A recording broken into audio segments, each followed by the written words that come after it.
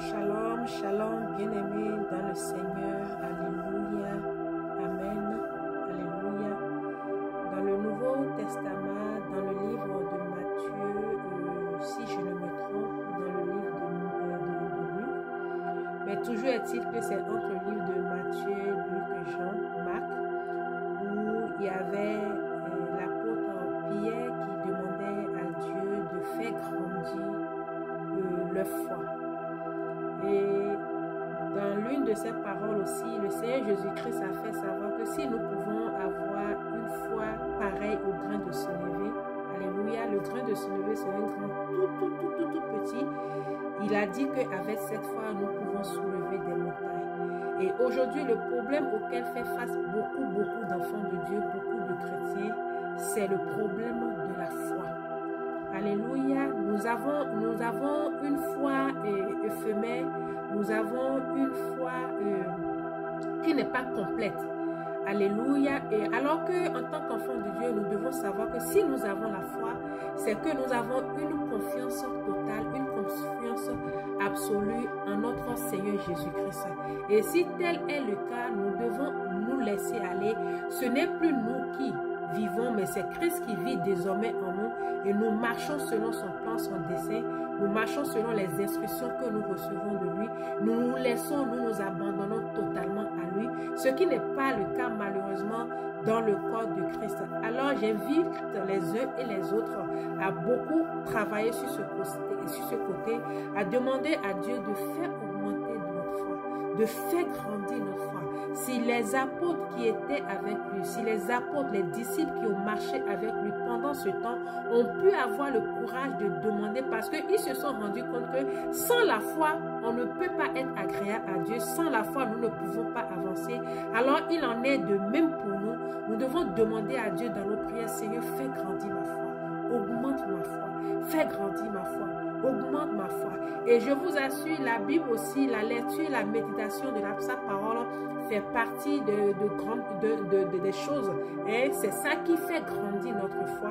Quand nous voyons ce que le Seigneur Jésus-Christ a accompli, ce n'est que cela que notre foi grandit et nous espérons de même en toutes ces choses. Nous sommes dans le livre de Matthieu ici. Et la Bible nous fait savoir dans le chapitre 9, à partir du premier verset, Jésus étant monté dans une barque, traversa la mer et alla dans sa ville. Et selon l'Écriture, Jésus-Christ est né à Bethléem, mais il a passé son enfance à Nazareth. Laquelle des villes dont on parle ici, je ne saurais le dire, mais la Bible nous fait savoir qu'il traversa la mer et alla dans sa ville. Et voici, on lui amena un paralytique couché sur une lit. Jésus, voyant leur foi, dit au paralytique, « Prends courage, mon enfant, tes péchés te sont pardonnés. » Et c'est là que je vais m'en arrêter ce matin et dire à quelqu'un que c'est la foi qui déclenche le surnaturel dans notre vie. Alléluia. La parole vient de nous faire savoir que Jésus a vu la foi de ce temps. Ce n'est pas le fait d'être allongé, ce n'est pas son état qui a fait que les choses ont changé. Mais tout d'abord, il avait foi. Il avait cette assurance, il avait cette confiance que quand il va venir vers le Seigneur, il aura gain de cause. Et il en est de même pour beaucoup de personnes dans la Bible. Nous avons vu les guérisons et les miracles que le Seigneur Jésus-Christ a fait dans la Bible. Et nous prenons aussi l'exemple de cette femme. Alléluia. Cette femme qui saignait pendant plus de 12 ans. Alléluia.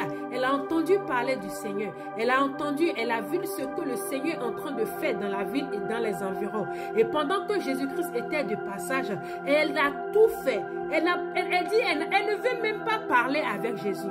Elle a tellement foi qu'elle sait que non, c'est que elle avait un niveau de foi. Hein. Ce n'est pas que comme nous le faisons aujourd'hui, tout le monde veut voir l'homme de Dieu, tout le monde veut voir le pasteur, on dit tel homme, tel apôtre est dans la ville, tout le monde s'accourt, je veux le voir, je veux assister au programme. Non, mais cette dame, elle avait tellement une foi, elle a dit si je pouvais même être en contact du pan, le rebord de sa tunique, je serais guérie. Parce qu'elle avait une certaine foi, elle sait que la puissance, hein, tout ce qui peut être en Jésus incarne la puissance.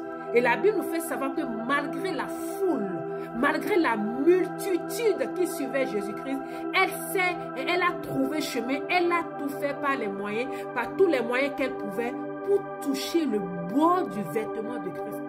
Elle n'a pas touché ses pieds, elle n'a pas touché ses mains, elle n'a pas crié Jésus, Jésus, tu sais, j'ai tel problème, j'ai tel mal. Non, non, non. Elle n'a rien fait de cela. Parce qu'elle sait que même si elle ne parle pas avec Jésus, elle sera guérie.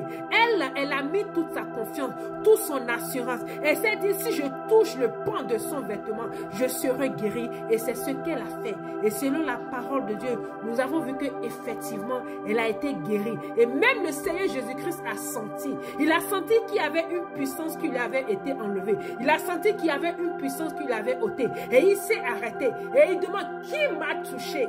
Qui m'a touché? Tout le monde était dépassé. Les apôtres, les disciples étaient dépassés. Mais maître, tu ne peux pas dire ça. Tu ne peux pas poser cette question dans tout ce monde. Regarde la foule, la multitude qui nous suit. Comment on saura? Nous sommes tous là à se bousculer. Tout le monde se bouscule. C'est normal qu'on se touche les uns et les autres. Jésus-Christ dit non. Il y a quelqu'un qui m'a touché. Alléluia. Il y a quelqu'un qui m'a touché. Alléluia. Il y a quelqu'un qui m'a touché. Amen. C'est ce genre de foi dont nous avons besoin pour activer le surnaturel dans notre vie. Alléluia. Il a dit, prends courage mon enfant, tes péchés te sont pardonnés.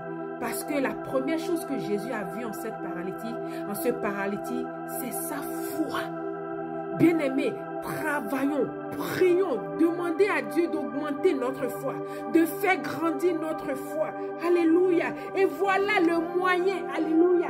La Bible, quand nous la lisons, quand nous la méditons, cela fait augmenter notre foi.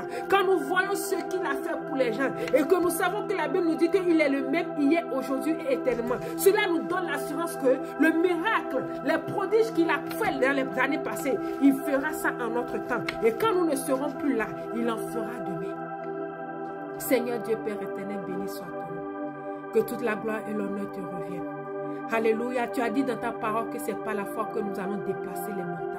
Alléluia. Ce n'est pas la foi que nous allons faire les choses que les autres ne peuvent pas faire.